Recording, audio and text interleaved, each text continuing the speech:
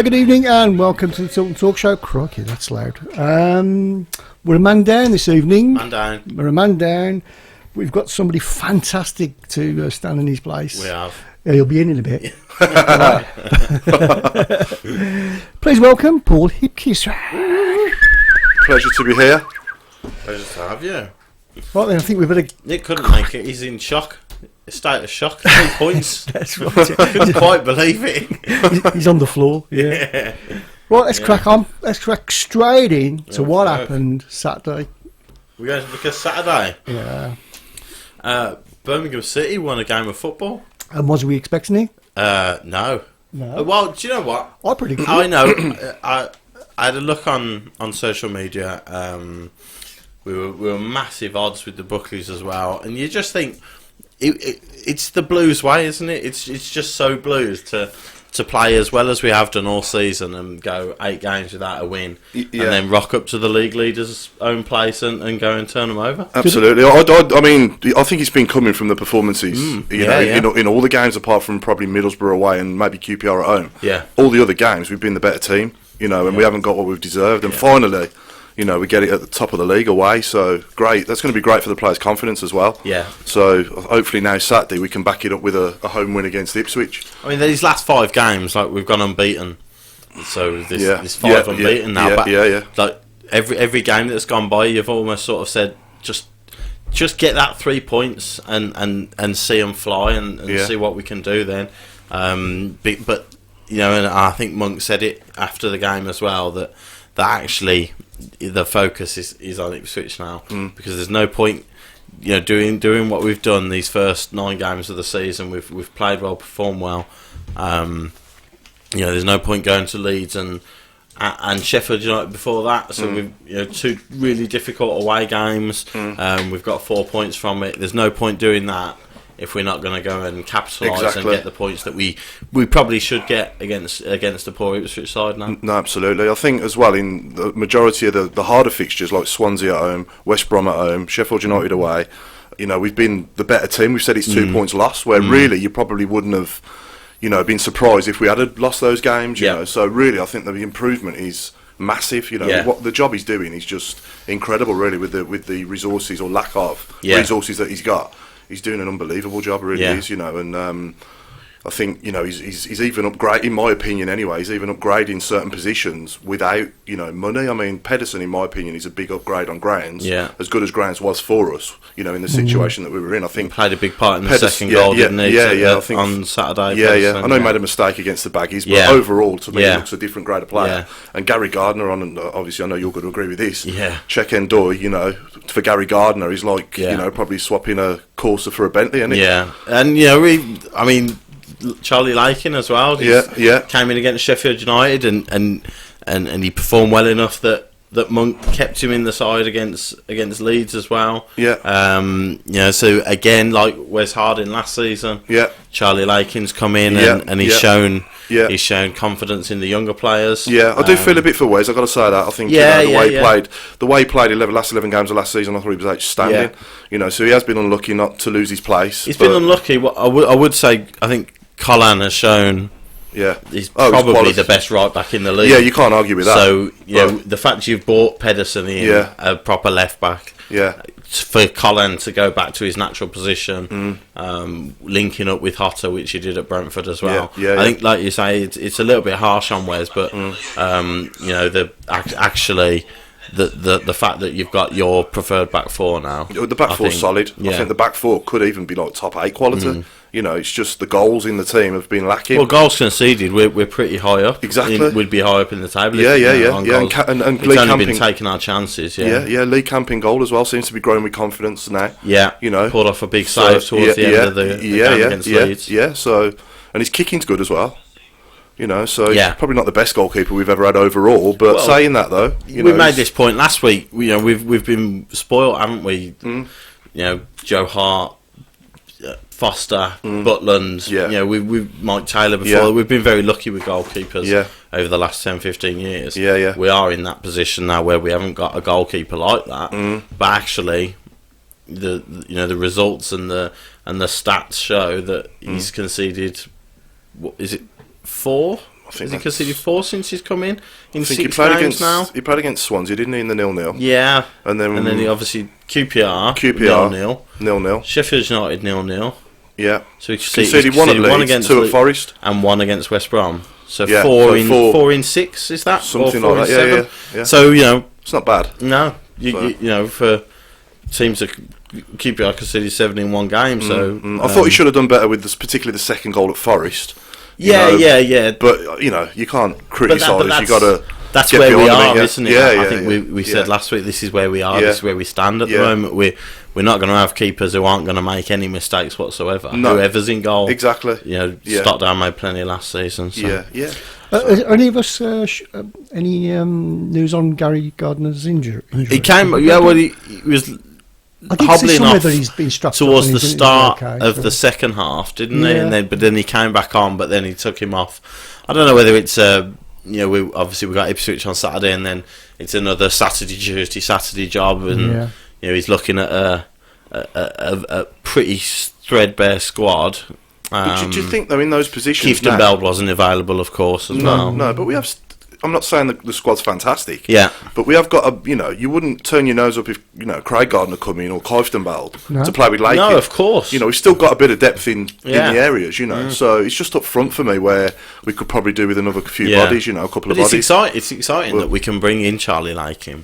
Yeah. I mean, he's been outstanding, hasn't he? So I dread to think how much we spent paying Czech and Doy for the last year and a bit, but you've got someone like Lakin who's come in now and actually is performing well. So, like you say, probably first choice centre midfield partnership is Gary Gardner and Clifton Bell at the moment. Yeah, that's what he's gone with. Yeah, but we've got competition for places, haven't we? Clifton Bell goes out, Lakin comes in, and now you don't look like you're losing anything, which is exactly. Which and we've still got Davies to come back as well, of course, and Vassell. So it's not that bad as it is. But, we just. For me, I'd just like to see all this embargo stuff sorted out, and all this FFP stuff. And like I said earlier, I'd like to think that whenever that day is, Gary Monkey's still the manager and still here. Yeah, absolutely. So he can because he deserves rewards, that. He deserves to be the man that spends the next batch of money that we've got to buy players. Because I'd have every confidence in him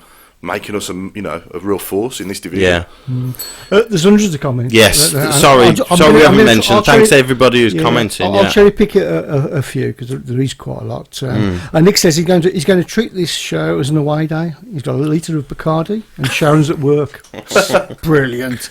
Kevin says, are we tasting our game to meet superior opposition, or are we going to be consistently good regardless? I think we're set. We're set up. The QPR game showed this. I don't think we're set up to break teams down.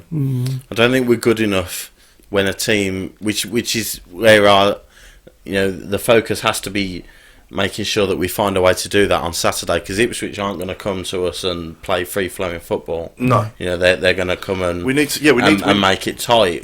So the good performances that we have, the last 2 results have been away to teams who are playing really well at the moment and confident, and actually we've gone there and created chances of our own, but that's probably because they're coming out at us a little bit. Definitely. I mean, I'm so impressed with the way we're playing, the amount of chances we're creating, and I'm talking clear-cut chances. I mean, some of the misses that we've had in some of the games, have been a bit of bad luck, a lot of woodwork being hit and things like that. Every game, we all got that feeling it's going to happen. You said at the start, it's been coming. It's been coming, and it's just so typical Blues that it's away to the team who are top of the table at the moment. But that's typical Blues. We've had Swansea come to us, who were in the Premier League last year, and we were better than them. West Brom, who have put 7 past QPR, scoring goals for fun. I saw Neil Harris, the Millwall manager, say something like he reckons Albion could score like 300 goals this season with the firepower they've got. Well, they only got 1 against us, and that was our error. Absolutely. We were so good in that game. Swansea. And we probably should have took 3 points from the West Brom game. Massively. We're playing very good teams, on paper better teams than us. But we just need to back it up against the lower teams. And Davies, and that's where the Rotherhams and Ipswich, that's where we decide what we're going to do this season. Exactly right. Because we're not going to go away to the top 10 every week and get a point. We're going to get turned over some weeks. Yeah, of course. Yeah. We mustn't forget we've got players to come back in as well. Yeah, well, Paul mentioned Davis. Yeah, Vassell, in that midfield. Yeah.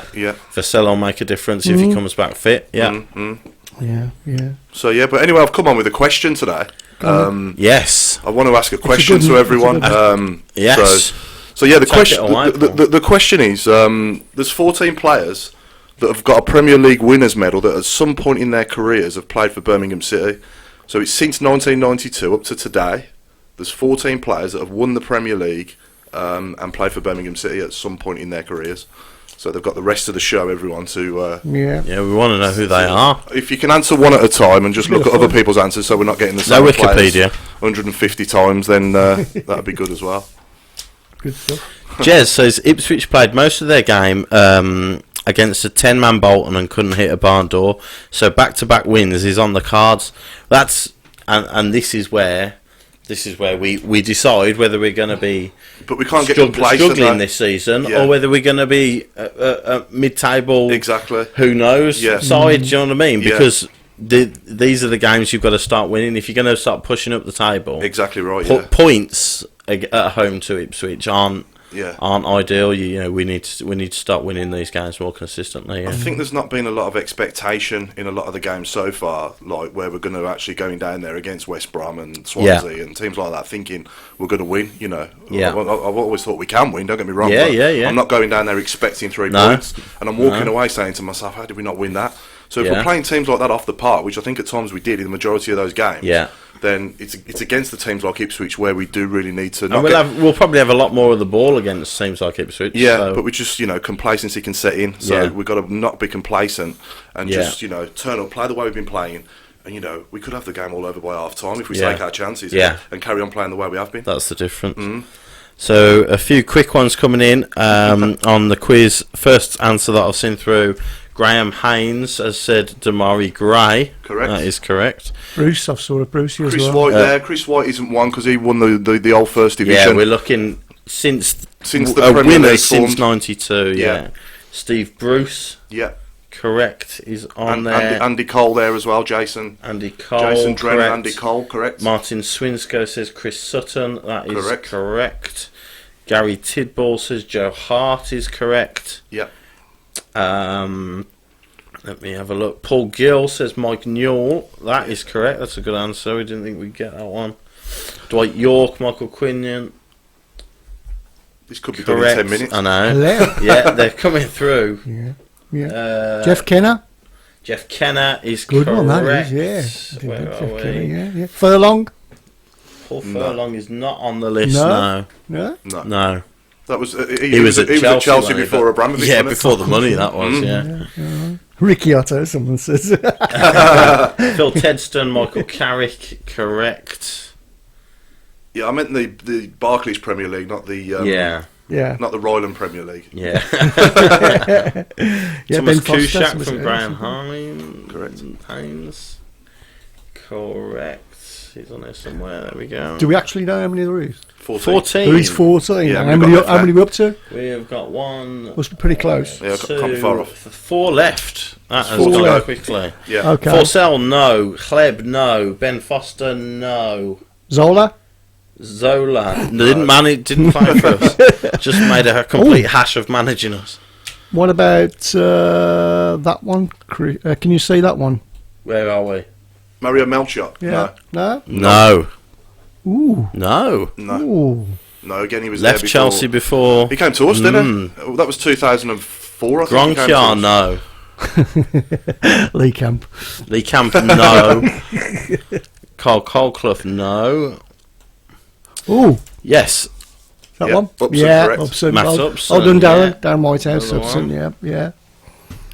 All 3 players who are left are won it at different clubs as well. Oh, right. Bentner, no. Right, yes, okay.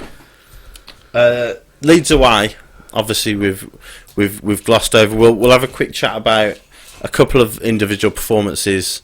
Got to mention Che Adams, obviously, as the match winner with 2 goals.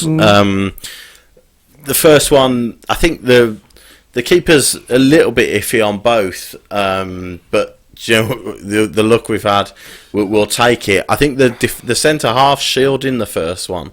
I think he shielded his eyesight, and I think the keeper's gambled on Che going far post, and then it looked to me though the way he shaped up, he was going to go for the far post. Yeah. And then so he kind of tricked it, didn't he? Really? And he's quite clever play. But it's pretty close to.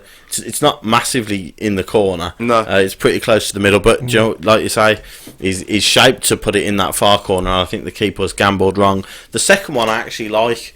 I think it's a really good finish. Yeah. You know, the keeper again has got down to it a little bit slowly, but you know, he's confident. You know, we sorry, Jesse Lingard is a no. Jesse Lingard broke through after since 2000 and I think it was 2014. No, Lingard hasn't won it. Andy Skellen says Nicky Butt, he has won it. So we've got 2 more to go. You said Chris Sutton? Yeah, Chris Sutton we've got, yes. Ben Foster, Carrick, Dunn. Carrick, Dunn. Foster, no. Pennant, Craig, no. Pennant. No. Didn't win one. Ooh. So I think if we can just keep up this level of performance, because it's not going to be easy to do this every single game. No, and that's the sense of realism that we need here. Yeah, I don't think the fixtures have been particularly kind to us either. The first 9 games. Yeah, so the next few away games we got Brentford, Stoke, Derby. Tough away games coming up, but home games we've got. I think it's Ipswich, Rotherham, Reading at home as well, I think. Yeah. So the home games that are coming up are ones that we can go down there with a bit more, absolutely. I'm confident that we're going to perform well with this manager and see what we've got. Yeah. But, I'm not expecting us to win, but I don't know, I suppose you should never really expect us to win, should you? No. That's dangerous playing I can't see who's just put it. Stephen Harley. I've been watching Blues for over 50 years. Experience tells me not to expect to win against Ipswich. That's the thing, isn't it? Yeah. And that's Monk's job now to drill it into these players that we've had a fantastic week. Yeah.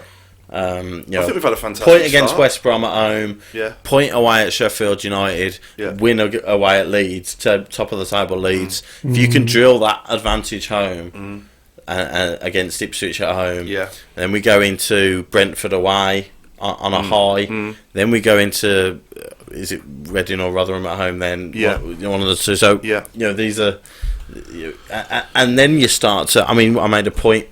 Leeds are top at the moment. They lost on 18 points.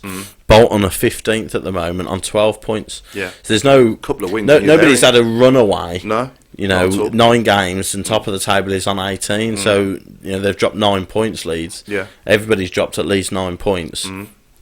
You have a good result on Saturday against Ipswich and you're mid-table, and that's how quickly things can change with picking up points and wins. I just hope now. I mean, obviously we've watched Adams now for a few years, and I think he's a good player. He's got strength, pace. Yeah. I just think if he could turn him, just be a bit more prolific. I think I read something what Monk was saying about him. He's looking for him to try and be, just a bit more prolific in front of goal and work on that. And I think that's all that's missing. Listen, if he can turn him into a goal machine, he's quick, he's strong. If you can get him scoring 15 goals a season, exactly, he's your 10 million plus player that people were talking about last season when he was linked to Derby. And obviously injuries as well have been in the way for him as well. To be fair, it's not helped. If he can stay injury free, play every week, start scoring goals. Let's hope this is a springboard for him. That was it January or last summer, and he was linked to. Yeah, I think Fulham wanted him to Derby and Fulham about 10 million, and 10 million was quoted, and you think it's an awful lot to put on. You imagine you're put in that position. You've had you've come here. You've had a really good start. Let's make that clear. He's not useless. No, he's done well for us. Oh, he's done. Yeah, he's but then people start talking about £10 million, and as soon as £10 million mentioned, our fans want more from Adams. Then hold on. He was going for 10 million last week, and now he's missing sitters against West Brom and things like that. Yeah. So it's been a bit unlucky in that sense. I just hope now that these 2 goals are a springboard for him to go on a good run now. Because if he does, he could be unstoppable. He starts putting his chances in more regular. Yeah. I mean, I can only really think of the one at against West Brom where he put over the bar. Yeah. There might be a couple more, but overall, I don't think he's missed sitter after sitter. It's not he got dropped for Bogle. He did for a bit, didn't he? Yeah. He didn't Forest, start at Forest because he come on and scored. Scored a great goal there. Yeah. So, 3 goals so far. Let's hope he can at least get into double figures this time. So I don't know if he's done that yet since he's been here. I think the most he scored in a season in the league is probably about 6 or 7. Yeah. But again, injuries in the way. He's never played a full season. Yeah. So no, I like him. Yes.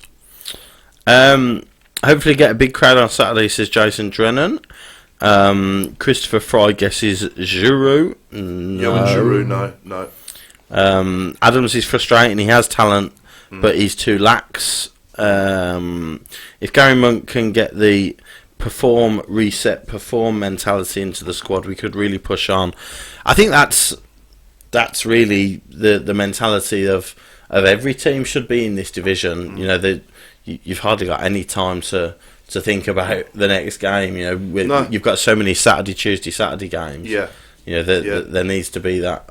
Which obviously we've been frustrated waiting for this first win, so that's been a good thing. Yeah. We've been drawing all these games. So now we've finally got that out of the way, and I'm confident that with these, hopefully, with these next few fixtures that are coming up, we can start to put a decent run together. Yeah, and, of course. Start to win a few more.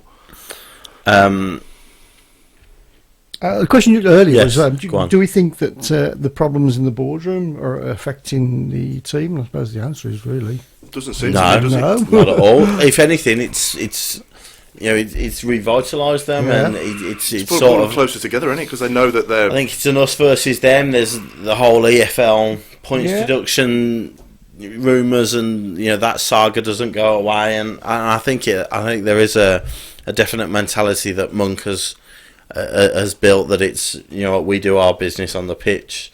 Whatever happens off the pitch, we can't control. But on the pitch, we're going to control everything we possibly can on the pitch. Well, I was talking about upgrades earlier, wasn't I, with players? Yeah. And the upgrade on the manager from the previous manager to this one is just worlds you apart. Can't even compare them, can you? No.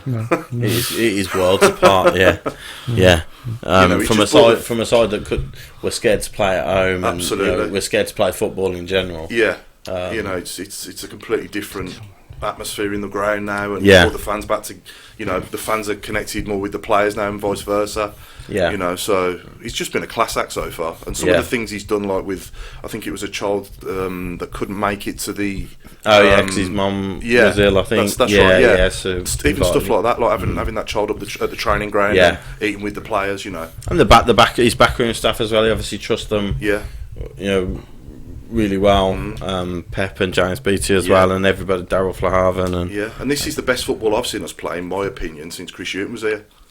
I know we had some good performances in the Rowett, but probably. But I think in terms of style and approach to the game, I think that's probably fair. Yeah, the siege mentality built by Monk in the face of adversity is class, and that that's Blues, isn't it? I suppose. That's a bit heavy, Kevin. If you're going to manage Blues, you've got to get used to that. There is adversity around the corner every week, isn't there? Yeah. But Monk's had quite a lot of it to deal with. Yeah. He's batted it. But it is frustrating, the fact that every time we think we're onto a winner with the manager, we've got the right man for the job finally. Yeah, we've never got money to spend. There's always something in the way. It was the same when Hughton was here, weren't it? Yeah. He got us in the playoffs. But he couldn't. But he come in the season we went down. So we had to sell it. There was that massive. And Rowett was here as well. Obviously, I know you don't like me mentioning that name on here. No, that's fine. That's long gone now. I think he's got bigger problems to worry about now than his reaction here. Where are we here? What about the somebody mentioned about the Bogle miss, which was 6 yards? Oh yeah, Sheffield. Sheffield, yeah. That's the chance you've. But the chances like that, you really should be taking. But when you're down at the table and you're desperate for that first win, those things don't go in for you, And I think he panicked a bit, didn't he? He had his back to the goal. Yeah. He had 2 defenders by him, and he was probably a bit anxious. He just went for it, and thought, And whether it's Bogle or Adams, it's whoever it is, whichever one of them starts, whichever one's on the bench, it's tended that the other ones come on.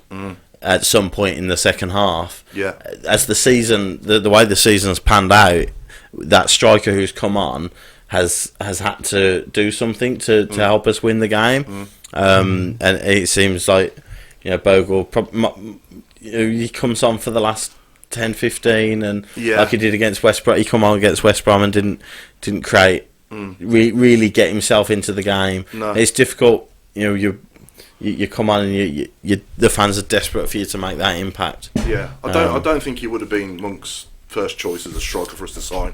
Obviously, it's with the restrictions. He's kind of limited to what he can get. So, of course. I don't know if he's a championship quality striker. I'm not sure. I haven't seen enough of him really to make a final opinion. But the jury's out with me on him, obviously, because for me, he just hasn't looked. I don't know. I think particularly when he came on for Adams against the Baggies, we looked totally different to me. Yeah. They seemed to put more pressure on us then. Yeah. Because the pace of us going forward without Adams, because he seemed slow to me, that Bogle. I thought he was. I thought he was supposed to be quick. But you could really tell when he swapped Adams for Bogle against the Baggies, just wrecking the place. You could see that. We kind of invited them onto us after that, and we just sort of didn't put as much pressure on them as what we was before. Yeah, but that's just where we are, though, isn't it? With the strength in depth, we and haven't like really got it. Like we said earlier, that is the situation we're in we could at the moment. Back soon, couldn't we? Yeah, a fit Vassell. Yeah. I think you start looking at. But again, though, you don't want to put too much expectation on his shoulders, because if he's been out for a very long time, and he's not going to come back and get 6 in 6. No. If he does, he's incredible. But he's certainly a lot quicker. Yeah. So yes, that mentioned some of Martin Ward's put is on our list of things to mention, so we'll mention it now. Fair play to David Cottrell for coming out today, talking about his feelings of depression as a footballer. Which is good to see. It doesn't matter who you are. It can happen at any time to anyone. And the mind's a muscle, isn't it? At the end of the day, and a lot of people don't recognise that. And it's probably the most important muscle in your body. Because if that's not right, then the rest of you is just. That's right. Yeah, a lot of people seem to think that depression is like, it's when you feel just sad. It's it is a mental. It is. Condition. It is. Yeah, it's an illness. And as you say, I think he said he was driving in his Ferrari or whatever. He's got all the best life that people could dream of, being a professional footballer. But you can't control what is going on. Absolutely. He said he was in Vegas with his mates. And he was in bed for 2 days. Because he just couldn't bring himself to. Face the world for 2 days, and in Las Vegas, of all places, to get it as well. I can't think of anywhere worse to be with it, to be honest. No. So fair play to him for doing that. Yeah. But, the more people speak out, but it's an invisible illness as well. That's the other thing. That's it. People need to speak out about it. For it to get the recognition and the attention that it deserves. Yeah. So a quick mention to our TV man this week, who's Paul Gill. Paul Gill, and he looks an awful lot like Ron Burgundy. Yes, I know. He didn't want me to use his profile picture for some reason. Okay, but he got that accolade because of his quip about me and my waist size. So I thought, okay, on the caption, No, that's a fair point. Where's this cake, by the way? Good question. Where are we? Strikers in under 23 scoring lots of goals. Well, maybe that's something we could ask. So McFarlane. McFarlane's doing okay, isn't he, for him? And I think we've got a kid called Francis. What's his surname? Atomi or something? Or Atami? I'm not sure. I can't remember his surname. He begins with an A. Yeah. It's Francis something. Atami, I think. And he's got potential. Yeah. So apparently pretty good. Ronan Hales, someone who's mentioned a lot. Yeah. On this show. Most weeks. Ronan seems to have been with us for years and years. And I bet he hasn't. But it just seems like he has, doesn't it? Yeah. But when you're in a side that aren't scoring a lot of goals, any striker that you've got on the books is going to be someone who could come in and do the job. But it's difficult. Charlie Lakin has come in and done, performed really well. Wes Harding did it last year, but as a striker, if you're coming into that side, you're coming in to score goals, aren't you? Oh yeah, absolutely. And it's a big step up from under 23 football or whatever you've been playing to the cut and throat Championship football. The problem is obviously the most expensive players are strikers because goals win you games, don't they? I know goalkeepers obviously have a big part to play, but your top strikers cost a lot of money and. If you want a good goal scorer in this division, you ain't going to get one for $10,000 a week, are you? No, of course, and so we've got again, they're the restrictions. So I would have thought during the course of the season, if we're still struggling to score goals, obviously putting the Leeds game to one side for a minute, if we are still struggling, we're still creating loads of chances and just not taking enough of them. He'll probably look at that and. I know he's in regular contact with the under-23s. Talking to Richard Bird and Robert. Good relationship.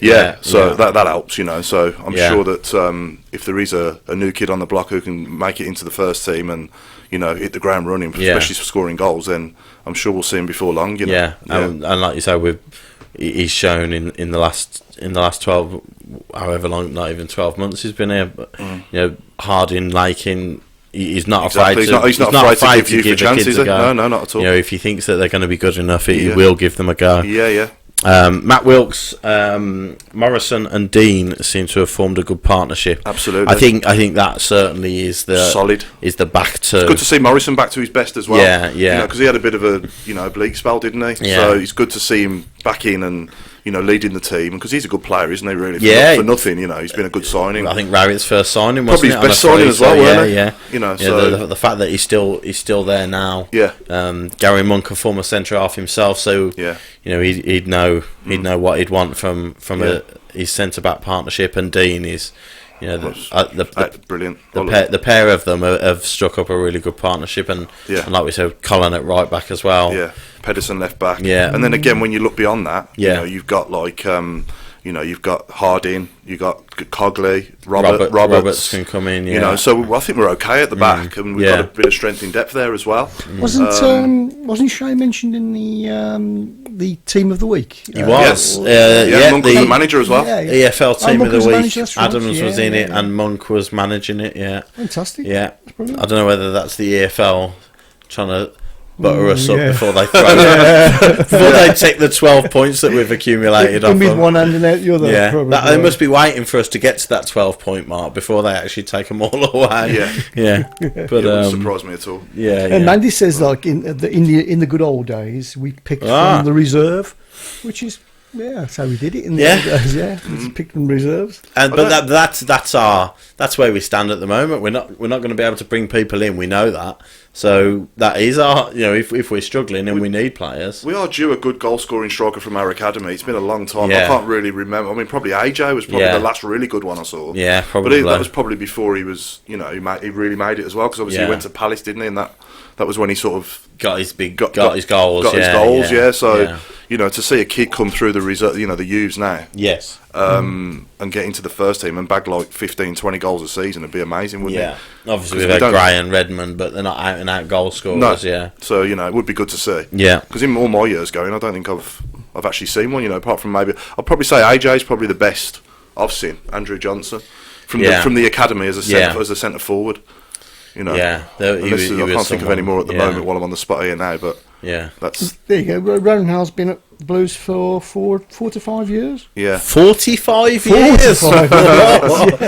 What 20? When was his testimonial? That's what I want to know. Mark Adams, Dan Scarr could be just as good as Roberts. There's another one that we've got. That's another one we got. In the wings, who's had experience out on loan. Yes. So we haven't really got a reserve left back, have we? You'd probably put Colin over there, wouldn't you, again, and play Harding right back? So. I would imagine so. But that's fine. We did fine with that, didn't we, last season, last 11 games? Yeah, that's how we said, what's up with Craig Gardner? I don't think there's anything up with him. Not Craig. Well, he got sent off, didn't he? Did he take a knock in training? I think he took a knock in training as well. Yeah. But I think he's okay. Who did he get sent off against? Away from home? Middlesbrough, yeah. But obviously we've got we've brought Gary in now, and that midfield partnership of Gary and Kieftenbeld was working for us. We've had good performances with it, and I think that's where we need to look now. We get a team, and if it plays well, that's our team. And everybody else is going to have to work damn hard to take somebody else's place. He seems to have settled in really well, doesn't he, Gary Gardner? I know obviously he lives in the area anyway. Yeah. And obviously his brother's here, so that's I think those help. Yeah. I think what also helps is a footballer that knows that he's happy to have the ball, and he knows what to do with the football. And I'm not being funny. We haven't had that for a hell of a long time. So you could have got anybody in, and if they were happy on the ball, they'd have gone down a treat with us. He's certainly making up for his goal celebration against us with his performances for us. Yeah. I'll give him that. Yeah. Because we'll never forget that. He's a passionate player, though. Sometimes it can work against him. Well, Devlin had I think it was on your No Holds Barred show, wasn't it, with Devlin? With Devlin, or was it when he came in? He guest showed, didn't he? I was in America. Yeah. That's right. Yeah, that's it. And Nick asked him if it came to it, and you weren't getting football, and Villa came in for you. And your struggles to find a bigger Blues fan than Devs. And he said, I'd go and play for him because he's a professional footballer and he wants to play football. And if Gary has a brilliant season and we stay up and we can sign players and Monk wants him, then who's to say he won't be here for 5 years? I'm all for it on his performances so far. It's a short career, isn't it? Of course. And I've always said this. I'd rather be playing. If I was good enough. Can he play against the Villa system, Smith? I would highly doubt it. Oh, do you reckon? I would highly doubt that they'd let. Good question, that is. I'm not sure about that. Could you imagine if he got the winner against them? Could you imagine? Well, it'd be like Christmas. For us it would, but there'd be absolute uproar across the I'd love to see a celebration if he did. What would he do? Good luck getting your head around that. He'd probably get his brother to celebrate for him. Yeah. You'll have to set this one, Craig, I think that'd be great. Paul Gill and Benji Smith says no. Chris, just before we go any further, because Rob will be on his. I just want to explain something about that shirt that's appeared on the screen. Yes. Okay, because that's box of raffle tickets. That was so on the table. it's a signed shirt from the club, certified, just like me, certified, and we're selling raffle tickets to win it. They are now. If I've got this right, they're £1 each. Or £4 a strip. What we're going to do online is that if people want them, we'll give the PayPal number out. Message me, then I'll put this on screen a bit, and then I'll write the names on the back and the telephone numbers and take a photograph of them. So basically, they've got a copy of it as well. So that's what we're going to do. I think it's up to about it's over £100 so far raised. Okay, fantastic. On the t-shirt. I'll have a strip. Put me down for a strip. Yeah. Good stuff. Okie dokie. So message me if you want a strip. And that is if you want a strip this season. Don't message him for God's sake. I've been told to mention just confirm that is this season's home shirt. It is, yes, with Tilton Talk Show number 1 on the back, and it's signed by the whole squad. This season's current squad. Season's squad, yeah. That's and we'll be selling tickets again, I believe, at the walkabout shortly, and we have a secret weapon in selling these tickets. And if you want to know what the secret weapon is, you need to go to the walkabout on the next time we're selling them. Oh. But she's gorgeous. DK. Have people got these other 2 players yet? Yes, two more players. I'll tell you who we have had. Players who have played for Blues at some point in their career and have a Premier League / Premiership winners medal, 1992. Nicky Butt, Andy Cole, Michael Carrick, Steve Bruce, Dwight York, Thomas Kuszak, Joe Hart, Mike Newell, Chris Sutton, Jeff Kenner, Matthew Upson and Damari Gray. They're the ones that we have had answers, and we are looking for 2 others. Good stuff. Paul Gill says he's happy to buy some tickets. Brilliant. Message me. £1 a ticket, £4 a strip. Lovely jubbly. Susan Shepherd has mentioned Derby County ticket details have been confirmed today. The club have been supplied with a full allocation of 3,145 tickets, which include 3,129 reserved and 8 pairs of wheelchair spaces. So I'm pretty sure that's going to be a sellout. It normally is Derby. Stoke sold out. We're going to have Villa coming up as well. It's pretty soon. Incredible support, isn't it? Really. Yeah. If we keep going the way we are, we're going to get more and more of these sellouts. Yeah. I've got to also mention, because it also on the back of this shirt, it also says Excessi Blues. But I've cut it out, not deliberately, not deliberately, but yeah, Excessi Blues, who are our partners this month, and what fantastic work they do they in do. The community. Brilliant Work. Fantastic. So we've had Les Seeley and Nigel Winterburn, which are both unfortunately no. Somebody says, Pete Taylor says, give us a clue, who did they win the Premier League with? One of them won the Premier League with Arsenal, and the other one with Chelsea. So both London clubs. How many are we looking for now? Just two. Still two, right? Jesper Grankian, no. Okay. Barry Horn, no. No. Makeda, no. £32 a ticket for Derby, Nick Spall says. Disgusting. That is a lot, isn't it, really, for that? Well, isn't that about right?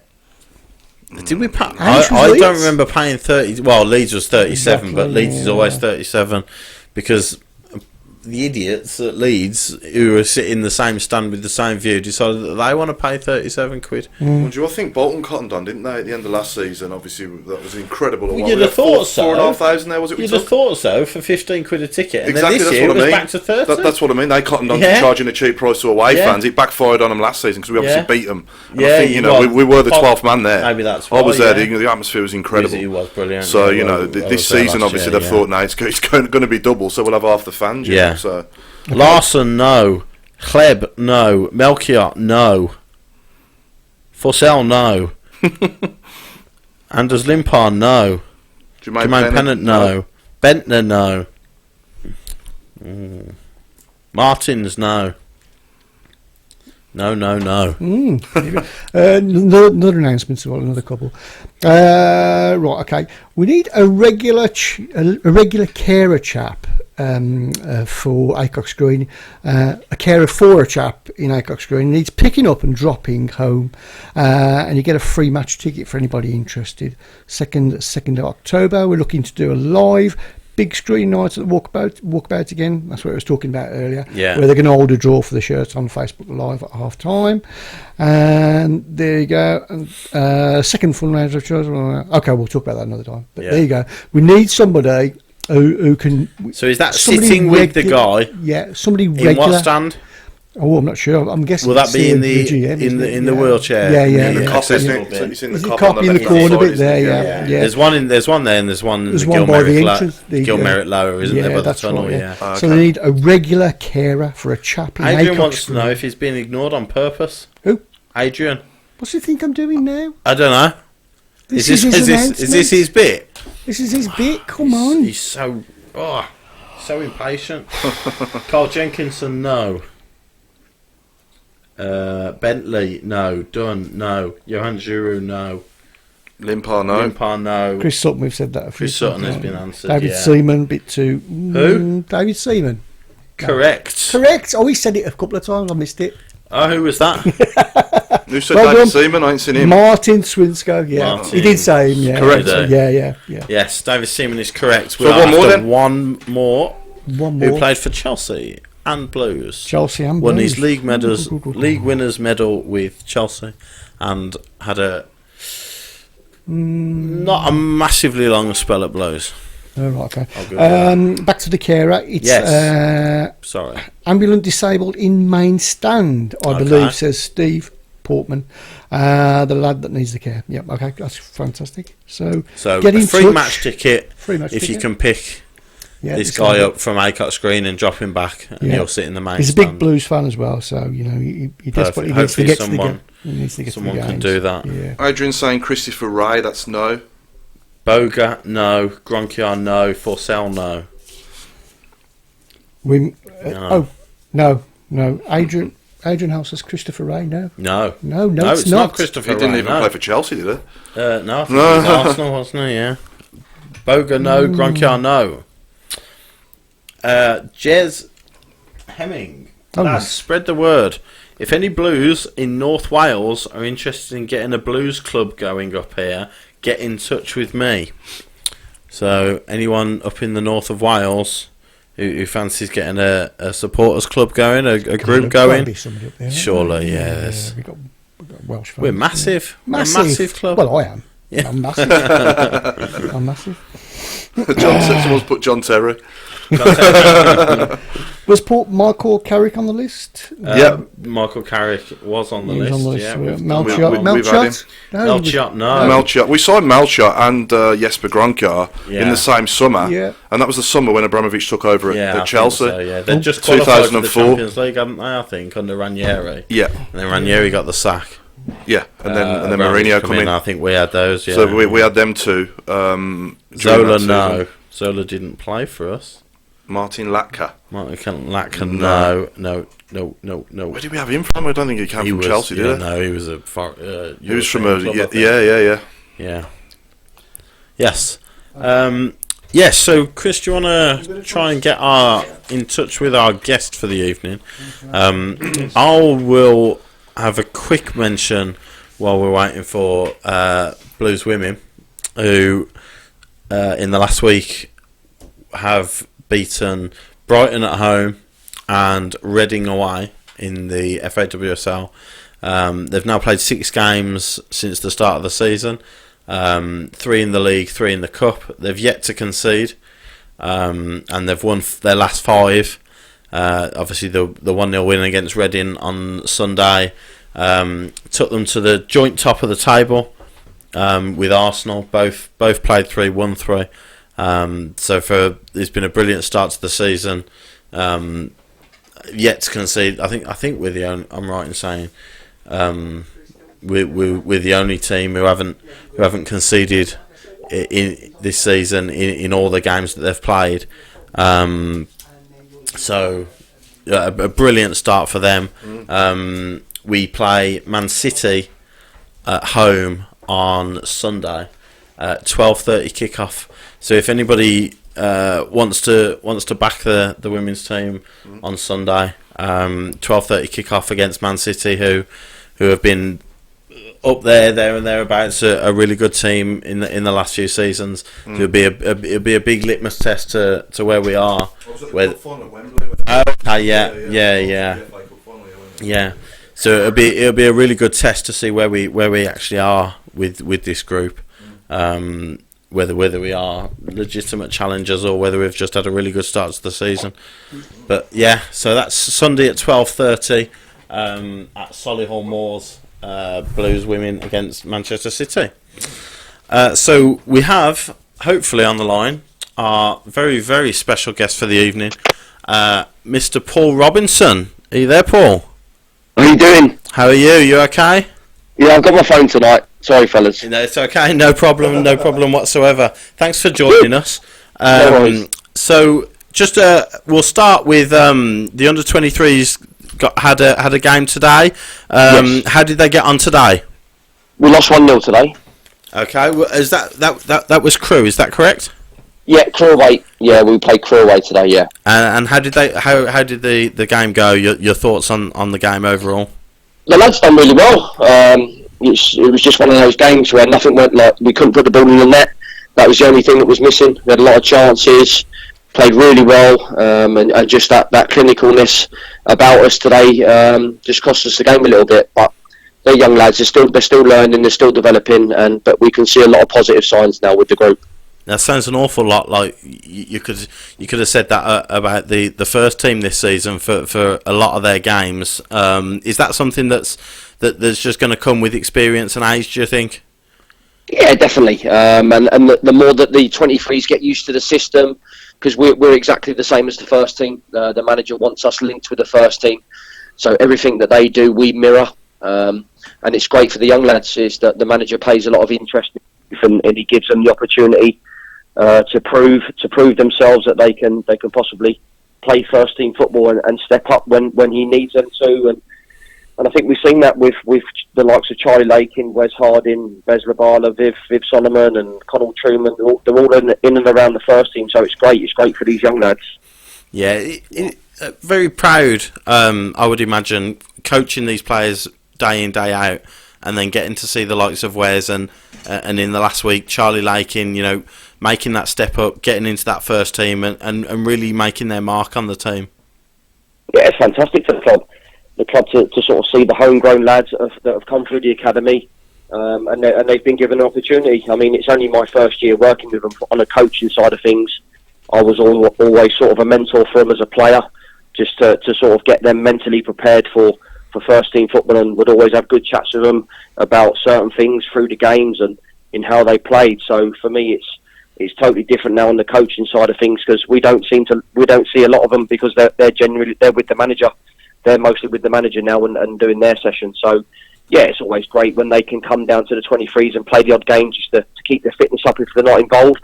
But like you say, I think they've gone from strength to strength, and they're a credit to themselves with their attitudes and the way they've dedicated themselves. We've been having a chat tonight about obviously Che Adams got the goals on Saturday to get us our first win of the season, but we're having a chat about strikers, goal scorers coming through the ranks, not just under 23s but age groups below that as well. Is there anyone you think that you're looking at and some of the group are looking at bringing in possibly this season, next couple of seasons, who could really make a mark? Well, you look at the likes of Carl McFarlane, who's been scoring quite a few goals week in, week out for the 23s. You've got Odin Bailey, who obviously pops up with with important goals. So you've got good lads there who have also been in and around the first team. They've trained on pre-season camps with the gaffer and the squad. So he knows, but he also knows that they still need a little bit more development. They still need a little bit more physicality to toughen themselves up. But the door's never shut, and that's the great thing with the gaffer. He always leaves the door open for the youngsters to when he needs them to come back in and make sure that they're ready. So yeah, there's good signs obviously below with the younger kids.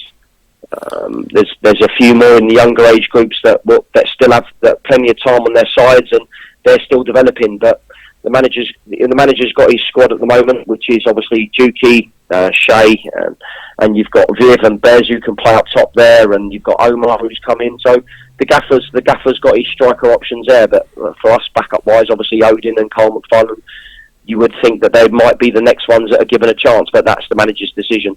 Yeah, of course. What would you say? You mentioned last season you were the the wise head, if you like. Someone for the younger players to look up to and ask questions about. Coming into the first team. What would your main bit of advice be? That the biggest difference between under 23 underage group and first team football. The biggest difference from first team football to 23s is the physicality. So it's the physicality and the tempo, the different types of speed.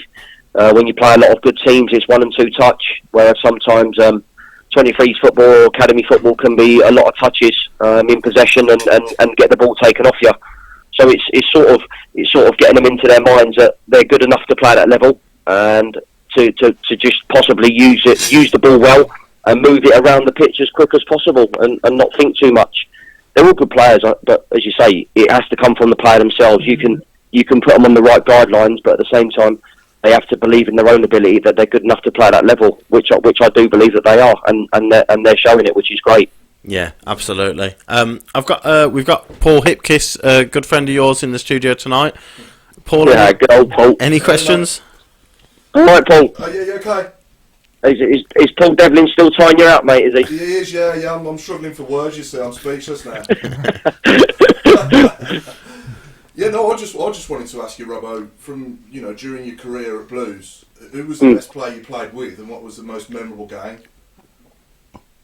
Wow, it was a good one. I think the most memorable game for me was Crystal Palace away when we destroyed them. Yeah. Was it 4-1? 4-0? No, 4-0, was it? 4-0, I think. Yeah. Oh, sorry, mate. Yeah. Yeah, I thought that all-round performance-wise was unbelievable. I mean, we had a young squad, and it was a game there that we'd never expected to go and win it against a strong Crystal Palace side, and we went there live on Sky as well and proved what a good team we really are. And with regards to one of the best players you played with, you've got to look at the likes of Nathan Redmond, young, enthusiastic, so much talent, but still learning at the time. He was still developing as a player. Obviously, I was surrounded by people like David Murphy and Stevie Carr. Obviously, I was gutted not to have the opportunity to play with Stephen Carr because of his injury. So that was a bit gutting. But yeah, I mean, Blues they've been renowned for having good, honest players, and I've enjoyed working with a majority of them players. Damari Gray as well, another talent. Jack Butland, who's now they've all gone on and doing better things. So there's a good selection there. But yeah, for me, standout one would probably be Nathan Redmond, just because he had that little bit extra special about him. Yeah, absolutely. That in that 4-0 Palace game as well, I'm pretty sure he played, but he definitely played during that spell. Ravel Morrison, we mentioned about the under-23s, the biggest difference, attitude. Certainly there was no question about Ravel's talent, and I think there was rumours about him coming back at some point last season as well. How does someone like Ravel, with such unbelievable ability, how has he not progressed as far as he should have in the game? Knowing him, I think that you could only ask Ravel that question.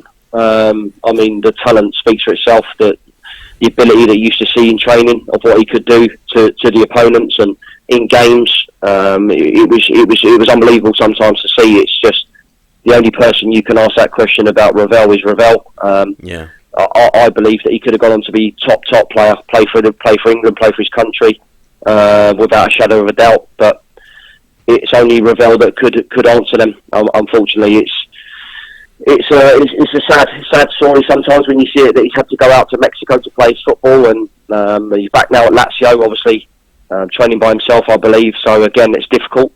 It's a difficult time for him, but this is football. Sometimes you don't have any friends out there who can look after you, and his talent would be a serious waste if he was to let it go after it, if he leaves Lazio. Yeah, I think that's the perfect word, isn't it? It just definitely feels like such a waste of such a talented footballer that he's out training on his own now, where he clearly doesn't want to be there. I'm sure he'd much rather be playing football somewhere, but it really does feel a massive waste of a talent there. I think more so as well, he's exactly the type of player that the Blues are crying out for. Right? For the last couple of years, really. That ball playing midfield player that can create chances through the middle as well as because we've been doing it from out wide. Through the middle, if we had that player that could get maybe 8 to 10 goals a season from midfield and create a few assists as well, then it would make all the world of difference. Let's hope Gary Gardner can do it though as well. How do you? I'm sure you've seen most of the games, the first team games this season. Obviously, up until Saturday, the results hadn't been going for the way really we deserved. The performances have been very, very good. What do you think the difference? Was it just that little bit of luck? Bouncing in off the post rather than out off the post and things like that. Is it just that little bit of luck that needs to change and then we'll click into gear? Yeah, well, I think we have been clicking into gear. It's just, like you say, unfortunate that we haven't been getting the results in front of the goal. Obviously, was a big problem where we weren't being clinical enough in front of goal. But other than that, we pretty much dominated most of the games and controlled the teams. Like you say, we just unlucky that we wasn't being ruthless enough with teams, and it was only a matter of time before things did change. And obviously, when you're watching the highlights from Leeds, we've had pretty much a share of the game and won it with 3 points, which is the most important thing.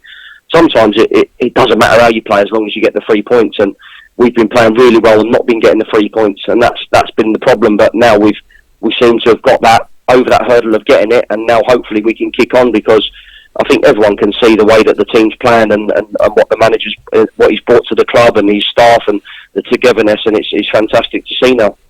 Yeah, we were mentioning earlier as well that there's not Leeds were top of the league when we played them. They still are at the moment, but there's not a massive last season Wolves and Cardiff started like a steam train, and they just kept going, and nobody seems to have done that yet this season. So, a couple of wins here or there, and we're back up to mid-table rather than languishing around the bottom, and that must give the squad confidence as well, that actually we're not a million miles away from being where we deserve to be. No, exactly. I mean, the squad's always been confident. It's just like you say, it's just been getting that first win. The manager's always positive. There's a positive atmosphere around the training ground. The lads seem to have a great buzz about them where they've got that togetherness, and they've stuck together. Whereas we've seen it before. We've seen it when I've played. Is you get a certain group and you lose confidence, and the fans. You can feel the pressure from the fans. You start to lose that confidence, and you don't feel good. Everything wants to swallow you up. Like you say, strikers. We've been getting loads of opportunities to score goals. Maybe before we wouldn't have been getting them chances, but we're creating a lot of chances, and we've been doing it week in, week out, and it's great to see.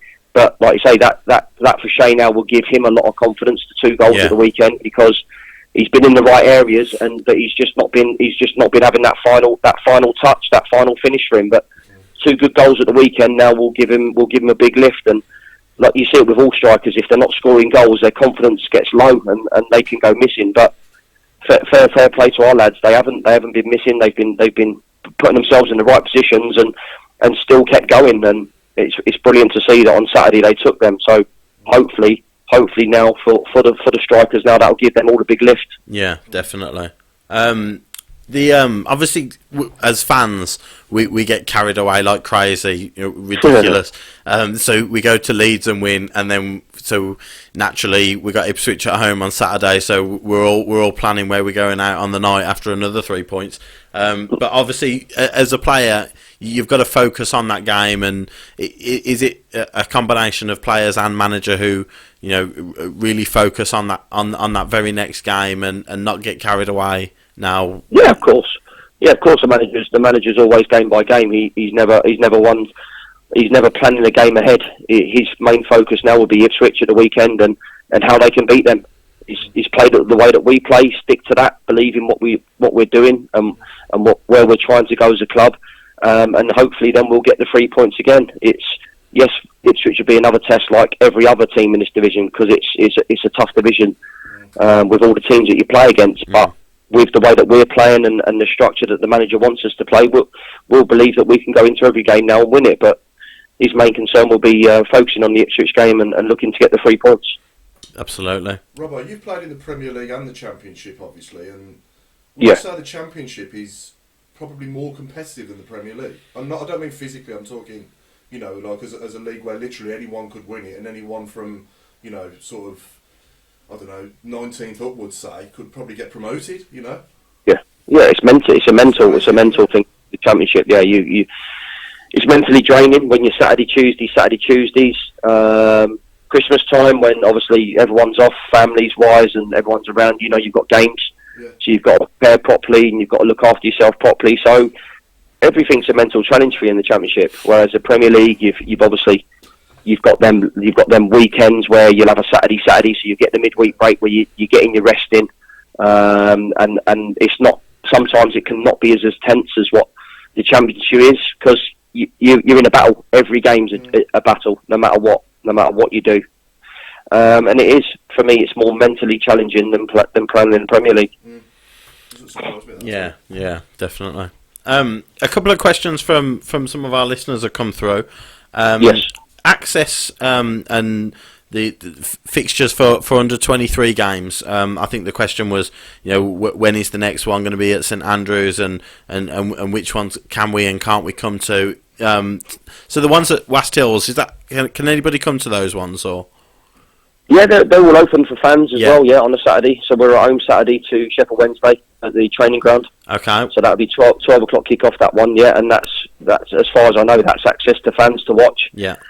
And likewise at Solihull Moors and at the ground, they're all available for the fans to come and watch. Yeah. Obviously the first team, a lot of fans have the first team priority, which is fair enough. But obviously, if fans can't get to the away games, then it'd be great to show the support for the young lads and give them the full backing. Yeah. Somebody, I can't find who it was now, mentioned about When you're on Sky Sports doing your punditry, how difficult is it to remain impartial at times, especially during the games where you're punditry on Blues? Well, I think you have to be honest. I've always been someone who's honest. Yeah. Yes, it's sometimes you can see things that all right. People might think, well, why did you say that? It's what I see. What I see is what I say. Right. If it's not good defending, I'll say it's not good defending. That's just. So what you say? There was a quiz show about that once. I'm just being open-minded and talking about the game of football that I love, that I've played for so long, and I do it with all teams. It won't be just Blues, West Brom, or Bolton, or the teams that I played for, Watford. It will be in general. If I'm doing other games, I won't sit on the fence. I'll give my honest opinion about the game. Yeah. I think that's what people want to see, isn't it? When they're watching these games, they want the pundit to be as honest as possible. And it was Nick Spall, our normal host, who unfortunately couldn't be with us this evening, wanted to ask about your feelings at that Fulham game on the last game of the season, a game that meant so much to us, in terms of staying up, but obviously your last game, not just for Blues, but professionally as well. Your feelings and emotions when you came off the bench during that one. Yeah, it was an unbelievable feeling. The best send-off you could possibly ask for. Obviously, I didn't even know I was going to be on the bench. The manager didn't tell me until I got to the ground. I hadn't been involved in squads before, so... Class, wasn't it, from Gary Monk, that, Robbo? Class act. I didn't really expect it, to be fair, that I was going to be on the bench, but it was a great touch, and it sums the manager up as a person, is that he wanted me to have that final goodbye. And it was an unbelievable feeling for me. My family as well. My family were at the game. They was all watching from a box. So yeah, it was a lovely touch, and I'm very grateful for all the support that I've had over the years. You still think about it. You still get that emotions because the noise was just insane. Just hearing the noise and the reception I got, and from the lads, the support leading up, not only the last week, but the weeks when I was back in training with them, and the support that they'd shown towards me was, it takes your breath away sometimes, and I'm very grateful for that. I'm very grateful to have worked with an honest bunch of lads who have always give their all, and that's all you can say is that I'm very grateful for that. Yeah, obviously Gary was the manager who did that for you and arranged for that to happen. How lucky are we to have him? I'm not dissing, or criticising particularly any previous managers. Probably not the time or place to do that. But how lucky are we to have Gary as manager at the moment? I think we're very lucky. I think we're very lucky indeed. He's a young manager, still learning. He's been at some great clubs where he's developed over the years to be where he's at now.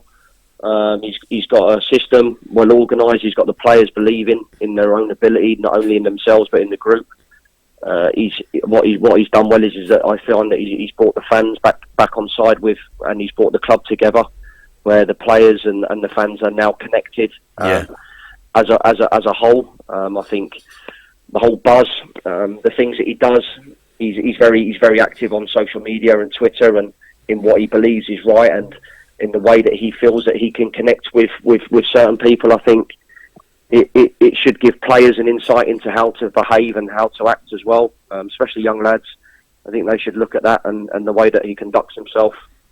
And this club, I think he respects the club, and he knows how big it is and how great it is, and where he wants to take it. He has a plan, and I don't think we've seen that for a long time. Is where he wants to take this club, and that club could be over into the Premiership, but that could take 2 years. It could take 3 years, but as long as he's in charge, that plan, it's the only reason. It's the only way forward for me, is that they give him that time to do this. And in terms of, obviously you know him very well. There's so many different rumours, different stories about points deductions, whatever happens to the club. You can't see him walking away at any point from this project. You mentioned he's got a plan. He knows where he wants to take the club. Yeah, and I think he's openly admitted that. He's not worried about what goes on. He's always stated that's none of his business. His business is to concentrate on the lads, to make the lads connected, to get them playing the way that he wants them to play, and to go and just get 3 points each week. And that's all you can do as a manager, I believe. You can't worry about what goes on behind the scenes. It's his job. He's dedicated to doing that. And when you see him on the training pitch, he works extremely hard to get the team functioning in the right way, to get them prepared, ready for games. Yeah, absolutely. Someone asked you earlier, who's the toughest opponent that you've ever played against? Toughest opponent? Yeah. Oh, flip me. There's been quite a few, but obviously the only one that stands out is Cristiano Ronaldo, without a shadow of a doubt, just because he was new to the Premiership, and you never really knew what he was about. And one game he could be unbelievable, the next game he could be totally awful. But that was the way that he was a young lad, and he was under a great manager in Sir Alex Ferguson, who was teaching him the game. And we've seen where he's at now and the levels that he set. I'm glad I played him at that age and not now. Yeah, absolutely. But do you know what, that's hard work as well, isn't it? You know, so you've got someone, you know, arguably the best player of the last 10 years in the world. You know, but like you said, when you were playing him, he was in and out. You know, just some games good, some games bad. But it's all about working so hard and making sure that you can be the best you can be. Exactly, and as a player, I was always focused on studying the players I played against. So my winger, who was I playing against? Right, what does he do? How does he do it? But with Cristiano, you would never know, because he was always that special player that could do anything. So you always just had to prepare yourself as best as possible with everything that he tried to do. But on the day, it was just that bit of luck who come out on top. Absolutely. Obviously, hopefully. We're talking a few years down the line, because you know I'm sure us guys here would love Gary Monk to stay in charge for quite a long time and see through his plan. But managing Blues, managing anybody really, is that where you see your career going in the future? Yeah, definitely. I have a plan myself. I've always had it since I started coming towards the end of my career. I had a plan to do my coaching badges, to go into coaching, to develop, to start from scratch, like I did as a player, to start from scratch. And one day, hopefully, that opportunity will come for me. Who knows where it will be, but the challenge, I'm sure, will be one that I'm looking forward to, and we'll see where it leads me to. But yeah, one day, I'd love the opportunity to manage. If it is this club, then great. One day, that's one day though. That could be 5 years. That could be 7 years. I don't know. I haven't never put a timeline on it, but. For me, if there's a club out there that I feel that's right and wants to give me the opportunity to manage it, then obviously it's a decision that I'd have to make when it occurs. Yeah, absolutely. So a question just come in. I was checking your Wikipedia page earlier. I think I'm right. 1996, you made your Watford debut. Does that sound about right? So, 22 years from making your debut to where we are now. What's the worst thing that's changed about football in those 22 years? The one thing that you could go back to? The worst thing? I'd probably say the physicality of the game now. I'd probably say that every time you see a player just get touched, he falls over, a free kick's given. I think we've come away from that sort of the toughness of the game, where the competitiveness and the aggression. We see it in certain games, but other games it's referees are whistle happy just to blow the whistle. The rules that keep changing, they're just weird. The weird rules, obviously the offside rule, the way that changes, it confuses things sometimes, and it just makes the game harder. Yeah, absolutely. Adam Wilkes has just said fast pay is the worst thing about modern football. I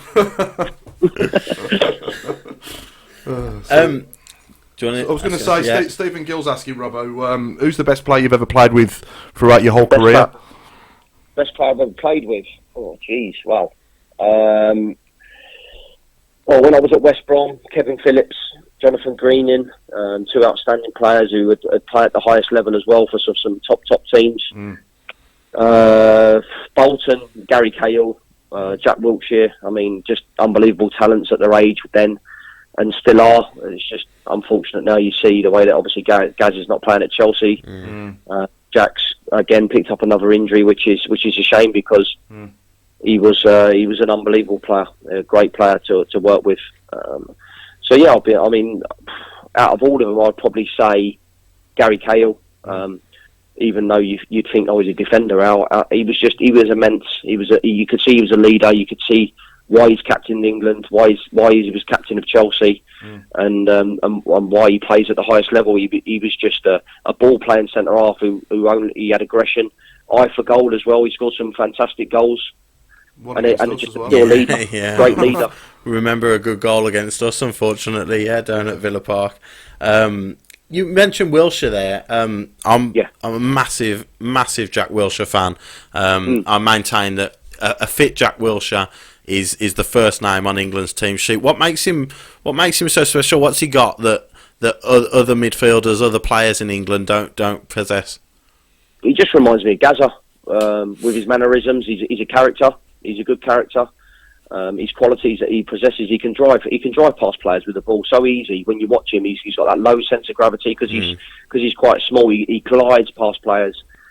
He's got a variety of passing, short or long, and he's a tough cookie. He's not afraid to get stuck in. So he's got everything about him. It's just obviously the only things that you're worried about are the injuries that he picks up, and it's a worry. But he's a hard nut. He'll get on with it. He'll take it on the chin, and he'll bounce back like he always does. So this will just be another little minor setback for him, and then hopefully we'll see him come back stronger and hopefully getting in the England squad again, which I'd like to see. Yeah, absolutely. I'd also like to see Ross Barkley in the England squad. I don't know what anyone else thinks, but I think he's been superb. Similar sort of player, and again, in the World Cup, he can unlock a defence, which I think we're missing from midfielder with England. I think we need that.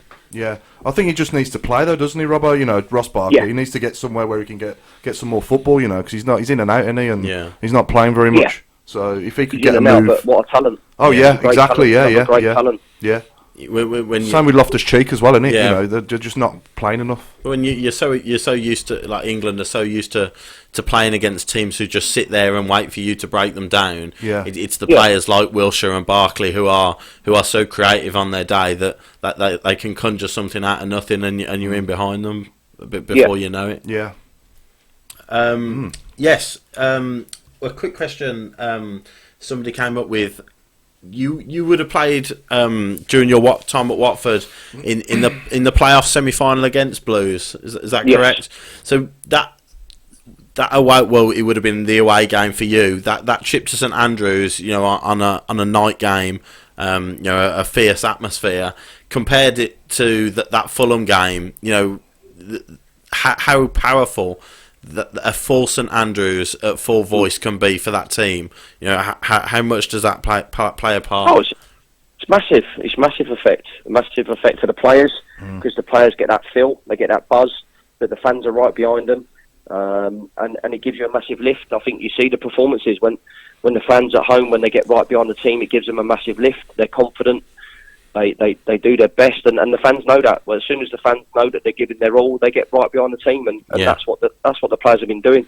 You can sense it now. You can sense that feeling when you're in the stadium. You can sense the atmosphere that everyone's together, everyone's connected, and it's even when I used to come with opposition fans and players used to think, geez, used to hate coming to St Andrews just because of the volume of the noise and the atmosphere. It used to scare away teams. You don't get many grounds like that now, do you? No, you don't. It's more corporate now, isn't it? It's more like atmosphere. Especially with the newer grounds that are coming. Like West Ham have had their problems, and a lot of it has been put down to their ground. Grounds like St Andrews, where when it's full and rocking, are still a really intimidating place to come. Yeah, definitely, 100%. Yeah. A few people have been asking for your shirt from the Fulham game. I assume that is wrapped up and very neatly in a very safe place. That's framed. Yeah. I've got it framed, unfortunately, and there's a lot of people that always on social media ask me for my shirts. Yeah. I don't know how many they think that I get, but I don't get a lot because our kit man's tight. So I wouldn't have got a lot of shirts, but no, I tend to sort of give my shirts out to my family as keepsakes as well, so they all get the shirts that I've played in. So that's obviously most of them. But if I do have spare ones going around, I do tend to send them out to the fans because they're important. The fans are very important to me throughout my career. They've been always supportive and always behind me. So if I do have spare merchandise that's lying around, I will send it out to them. a question came in. Obviously, you played your career centre back and left back. We've had Pedersen come in this summer. New to the league, how do you think he's settled in? Generally, his performances at left back this season. Generally, I think he's done very well. It's tough though. It's tough to come in and new surroundings, new players, get used to the style of play that the manager wants. And when you see these highlights in how he's doing, I think he's done very well. Yeah, there's going to be wobbly moments because he's probably not played against certain wingers in this league where they are what they are. They're very direct. They're in your face, and he might not have had that when he was playing at his old club. So yeah, it takes time, but I feel he's settled in well. I think he's starting to show what good player he's going forward. He's got great delivery. He's an athlete. He's strong. He can attack a ball in the air. So there's a lot of positives about his play. Yeah, absolutely. And final one, just coming from Stephen Gill. Were you surprised to see Jack Butland stay at Stoke in the Championship? Were you surprised no Premier Leagues came in and took a punt on him? It was strange. But for Jack, I think Jack, it's important that he's playing week in, week out. He stays around the England squad. He does well, and who knows? January's not far away now. So I'm sure there'll be clubs again sniffing like there always are with the young talent that's in and around the country at the moment with our players. And who knows where Jack might end up. But like you say, for him, I think as a young lad now, it's the most important thing is that he's at Stoke. He's playing every game. And he's getting his head down and he's working hard. Sometimes young lads can get their head turned by a big club coming in for them and making the head go all over the place. But Jack's a level-headed guy. He's very well grounded. He's got a great personality, and you can see that he just enjoys and he just loves playing football. And it's a credit to himself as well with the way that he's handled that, because it is a lot of pressure when you get that teams that are sniffing around and sometimes I find it's rubbish and rumours that just try and put the player off. But yeah, fair play to Jack. He's just got his head down and got on with it. Yeah. Any final thoughts, Paul? I think Anything I'm good, final to say? Yeah. Nice catching up with you, Robbo. Yeah, you too, Paul. Brilliant. Soon, mate. Thank you very much, Paul, for coming on. Absolute star. Thanks very much for your comments this evening. Paul Robinson, ladies and gentlemen. Thank you very much, Paul. There we go. Paul Robinson, really good chat actually. A lot of thoughts on the current format, the current how things are going. The ingredients does need to be a really good manager. Yeah, I think yeah, there's a respect thing there. I think a lot of the younger players coming through will respect him from in the under-23s and that'll stand him in good stead. Yeah. Good absolutely. Yeah. Brilliant. Fantastic. Okay. Right. Wow. There were so many people asking for shirts. And that's I know. Yes. So the quiz. I think the final answer for the quiz. I did see somebody get it. I can't remember the name. I meant to put it down. It was Yuri Jarosik. Yuri Jarosik was the final player who's played for Blues who has won a Premier League winners' medal. Right. Can I 5-9. What old is it? Oh my God! Time flies when you're having fun. Absolutely flown. Okay, so I'll do it. I'll do a double share next week. Now, next week we won't be doing a Monday show because I'll be away for my birthday. Happy birthday! Well, it's my birthday today. Actually, but I should be away. So we're hoping to do something a bit different, a bit special next Tuesday, aren't we? Yes. We don't know all the details yet. No, we haven't made them up yet. We are playing Brentford away. Yeah, we are playing Brentford away.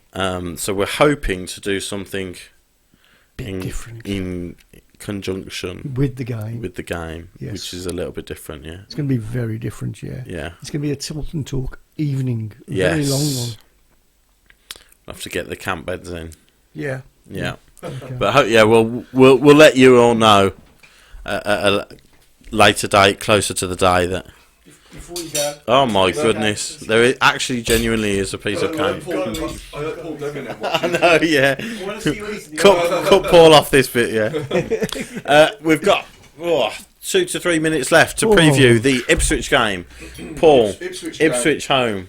I think I said it earlier, you know, if we can keep up the level of performance that we've done throughout most of the season so far, you know, and we take our chances, then we could be looking at a comfortable victory on Saturday. Yeah. We just need to do those things. Absolutely. I don't expect them to pose us much threat at the other end. Yeah. I'm hoping not anyway. No, I certainly don't think they'll be going all guns blazing at us. No, so if we can get out the blocks quick, maybe get an early goal, you know, and try and get 2 or 3 up by half time, we could be aiming for a treat on Saturday. That'd be perfect. I do think, from what I've been watching so far, that someone is in for a good, you know, and it could, like you say, we've got the confidence from the Leeds game now. An early goal, and we really could fly, couldn't we? Definitely. So we'll have predictions. Chris Brown, prediction: Ipswich at home. I'm going for a 2-0. 2-0. Paul. I'm going to go for 3-0. 3-0. Yeah. I will go 5-1. Wow.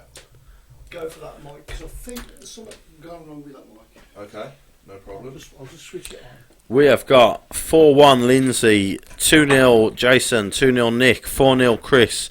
Benji's negative antics are going to get him blocked. 0-1 Ipswich. Terrible.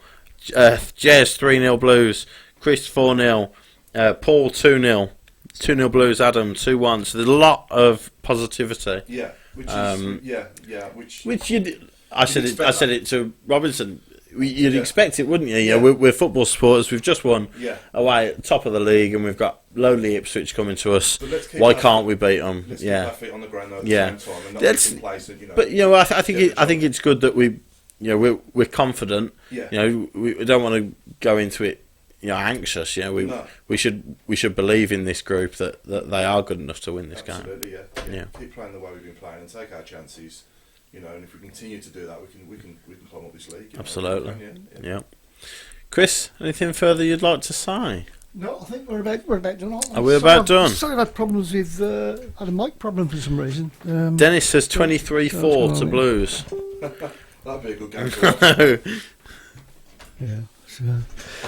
So I hope you all enjoyed this evening's. Yes, thank you all for joining in, commenting. Hope you enjoyed Paul's stint in the box. Hope you enjoyed Paul Robinson's interview, and keep an eye on the Facebook page this week, and we'll all let you know what's going on next Tuesday. Good night. Good night. Ta.